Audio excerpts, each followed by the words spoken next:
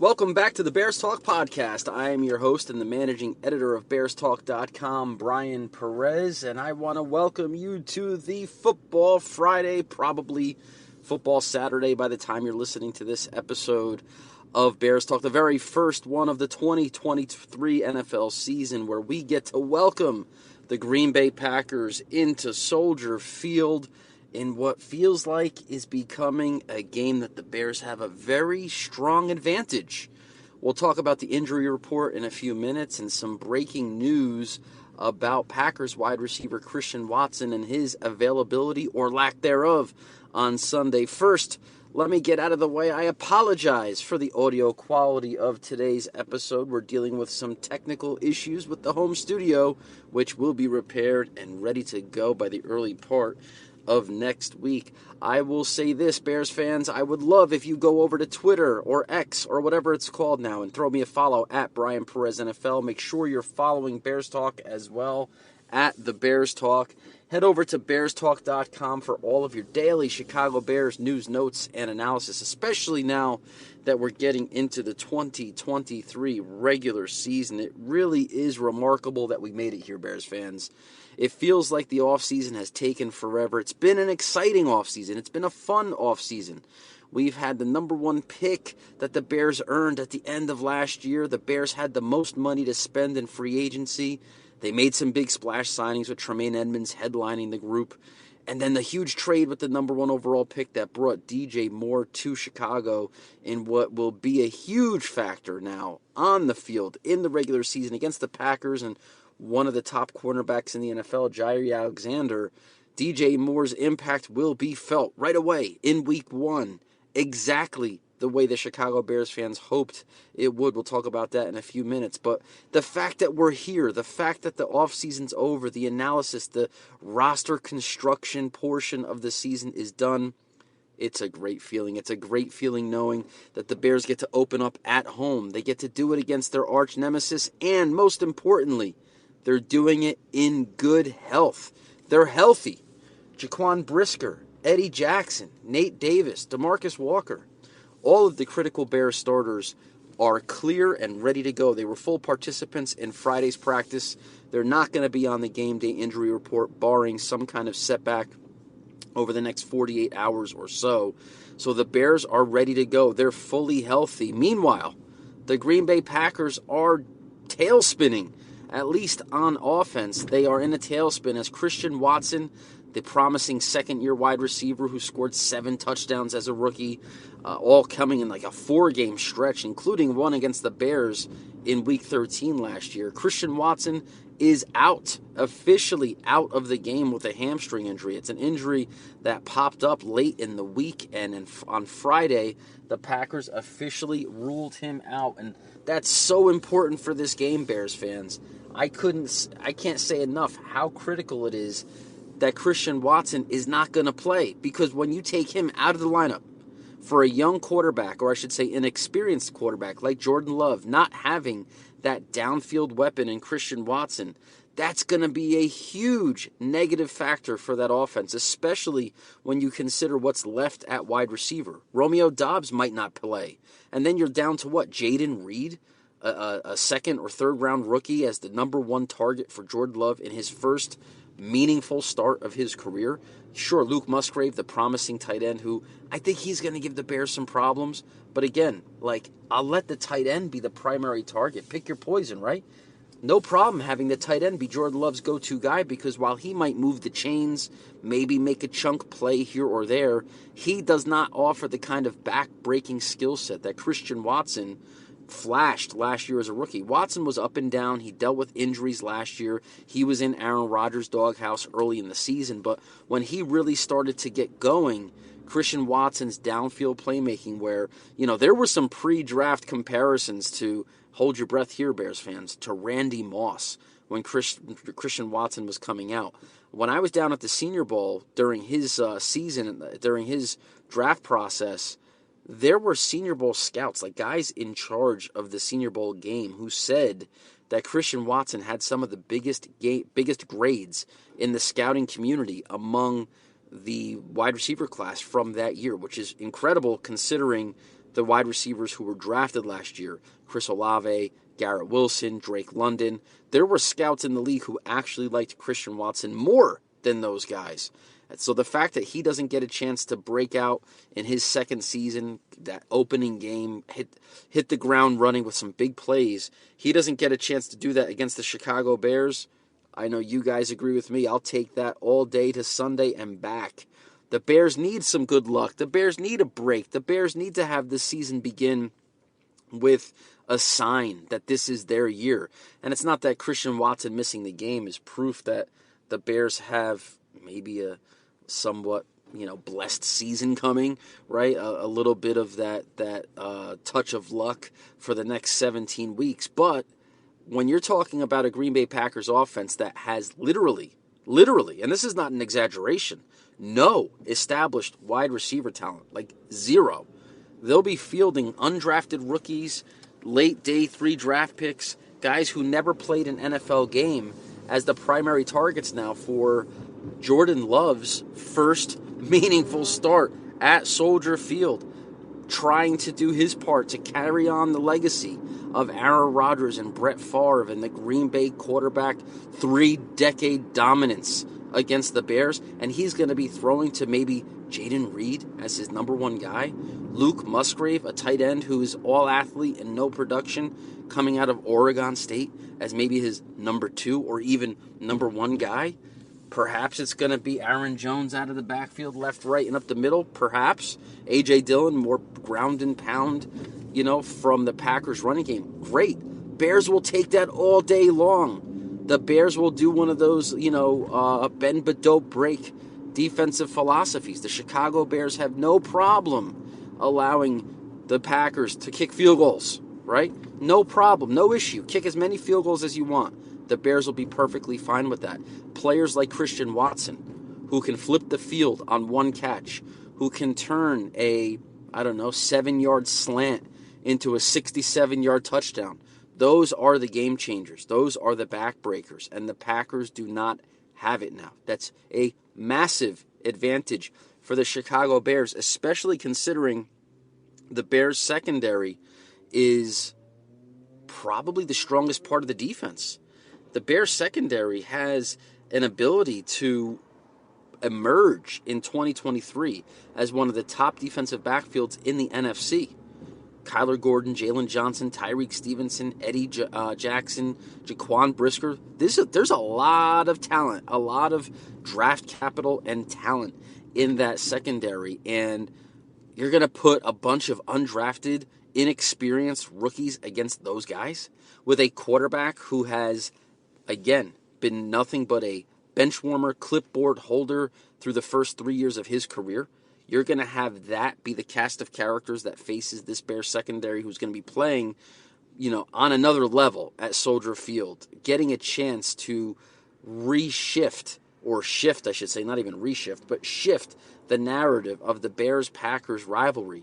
Everybody in Chicago wants it. You look at the Justin Jones comments about how essentially a change is coming, a new dawn is coming to the Bears-Packers rivalry. They're all going to be playing on that defense. All of those defensive starters and top reserves are going to be playing with an extra level of that extra edge. They're going to want to finally exhale, knowing that number 12 is not wearing the green and gold, and he can come back and create some kind of rare feat, some kind of miracle where the Bears defenders end up being posterized in a football sense because Aaron Rodgers pulls defeat out of the jaws of victory from the Bears. Or pulls victory out of the jaws of defeat. We would love if he pulled defeat out of the jaws of victory. That would be fantastic. A change of pace for the Bears. But it was the opposite. When Aaron Rodgers said he owns the Bears, he really wasn't wrong. As much as it kills us to say that, he really wasn't wrong. But that's over now. And the fact that Jordan Love, who I'm not even that high on as a starting quarterback, I think the Packers are going to be back in the quarterback market as soon as this offseason, as soon as this draft class. I think Jordan Love is going to get exposed as an overrated player coming out of Utah State, a lot like Mitch Trubisky was coming out of UNC. I just don't see him being a special starting quarterback. But guys like, for example, a Kirk Cousins or a Jared Goff, those veteran quarterbacks, they're okay. They're not great.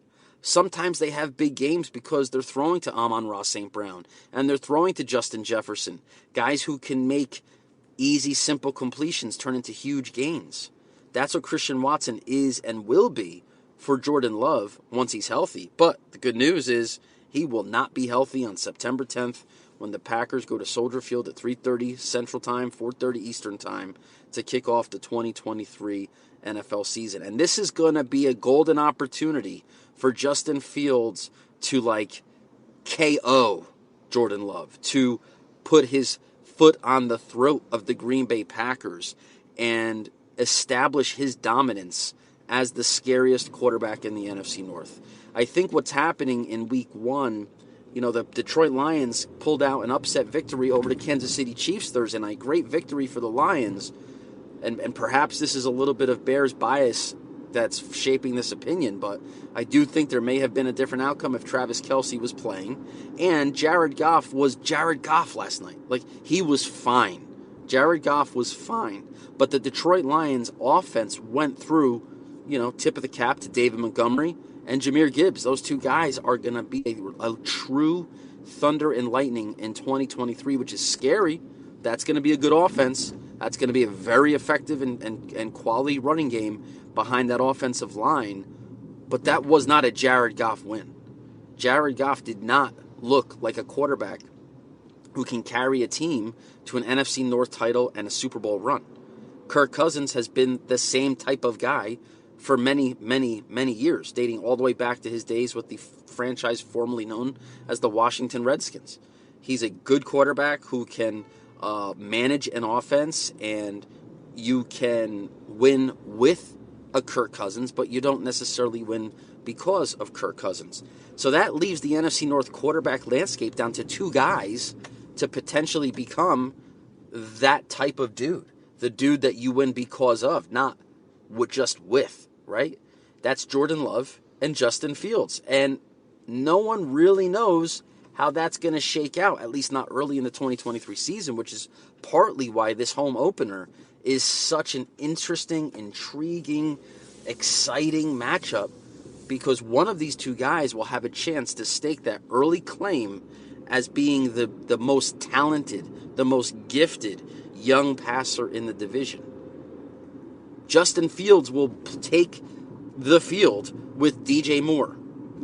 He'll have Chase Claypool. He'll have Darnell Mooney and Cole Kmet.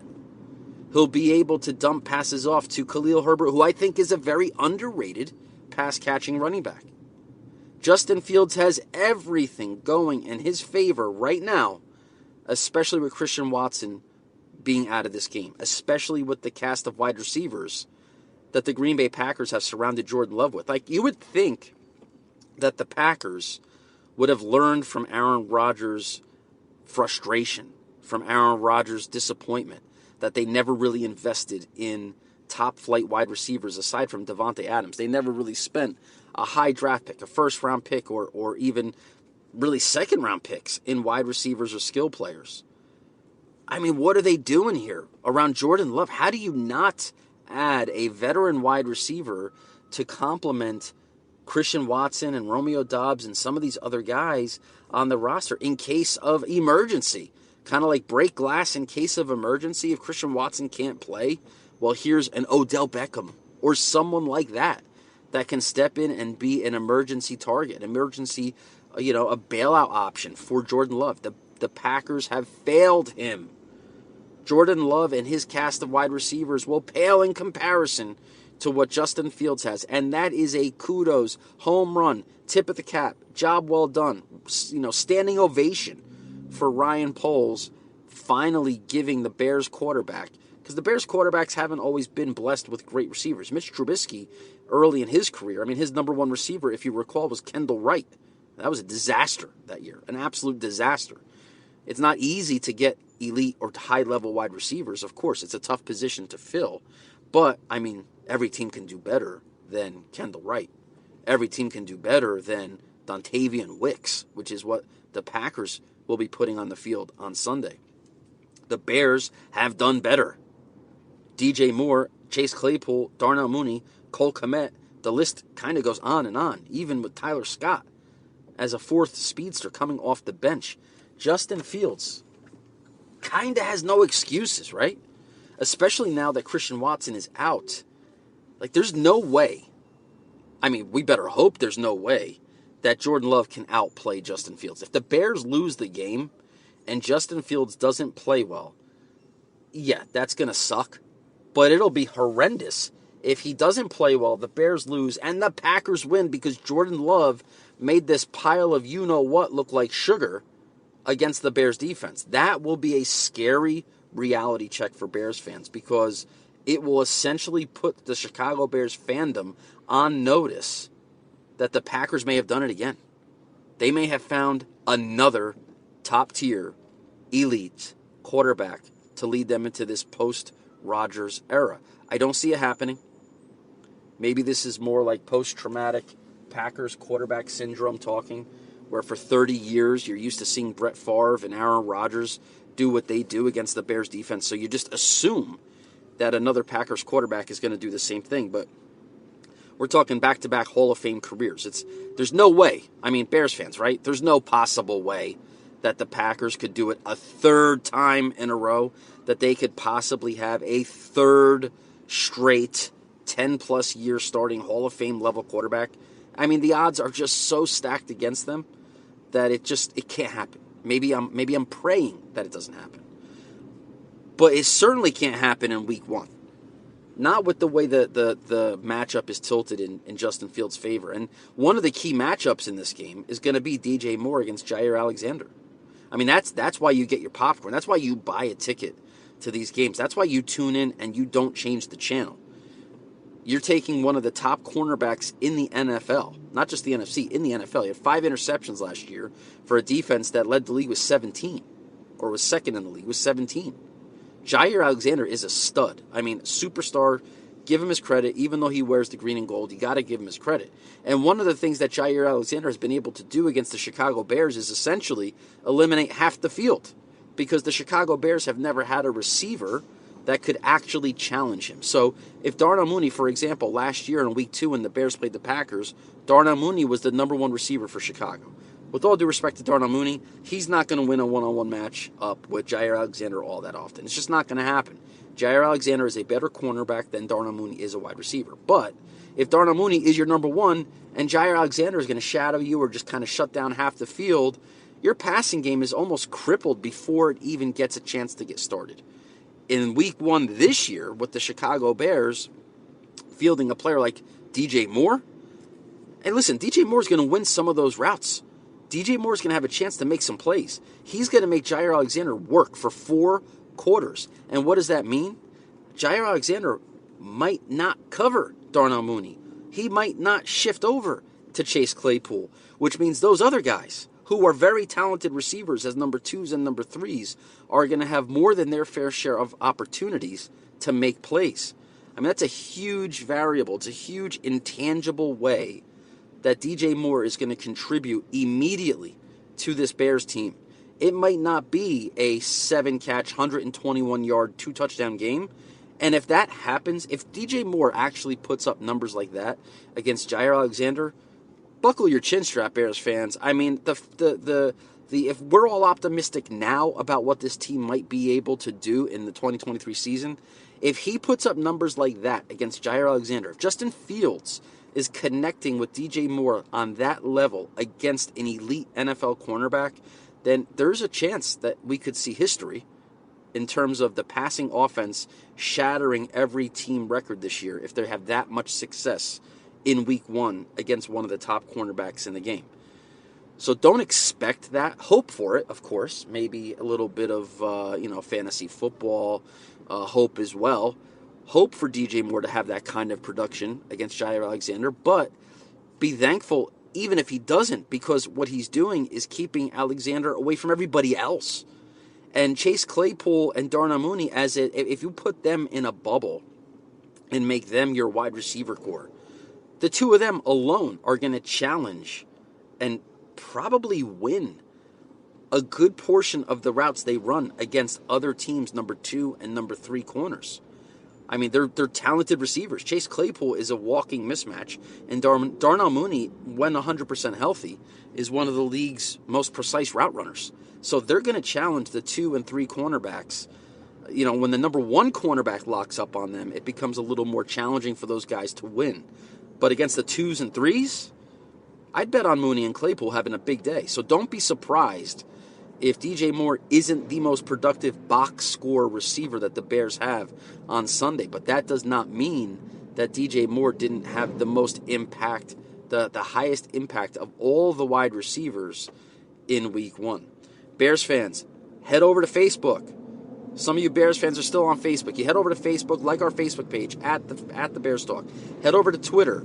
Sorry for the little background noise here. Head over to Twitter, or X, at the Bears Talk. Head over to bearstalk.com and make sure you're checking out all of our news, notes, and analysis. I just posted on Friday 4 reasons why you should be optimistic that the Bears can win this game on Sunday.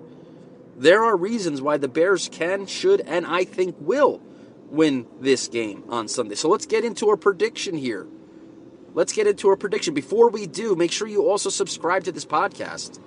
Hit the subscribe button on any one of your favorite podcast providers. Like, rate, review the show. We're on YouTube as well, at the Bears Talk on YouTube. We're going to do a live show soon. Right now, we're just kind of pushing these audio recordings over on YouTube, but we do have a bundle of videos there as well that you can check out and enjoy, so subscribe there, help grow that channel for us. Let's talk about a prediction.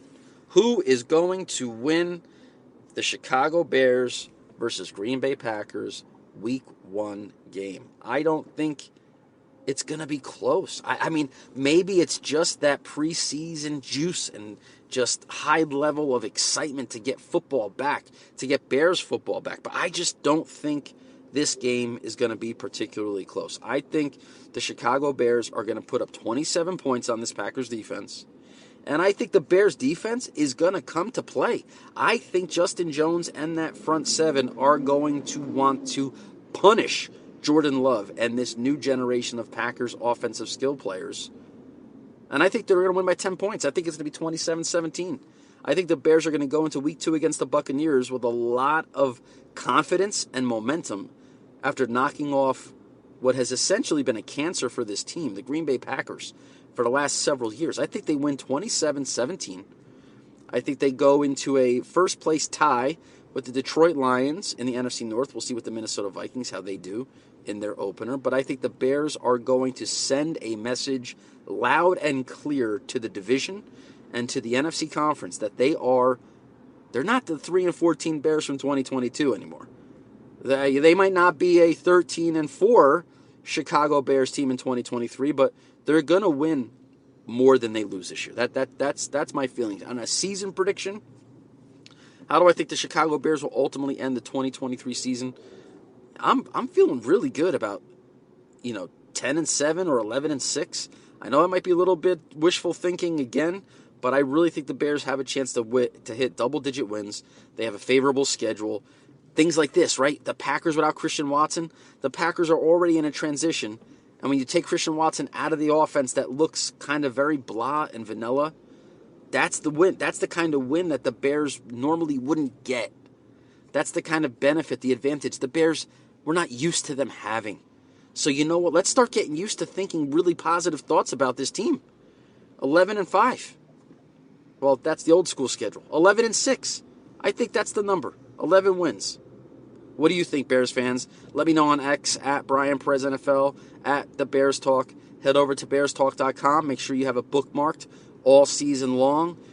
And let's come back again and do this really soon. We're going to have post-game analysis. Hopefully, it'll be a Victory Monday. We're going to have it all covered for you, Bears fans, here on the Bears Talk podcast. So hit that subscribe button, like, rate, review, and bear down.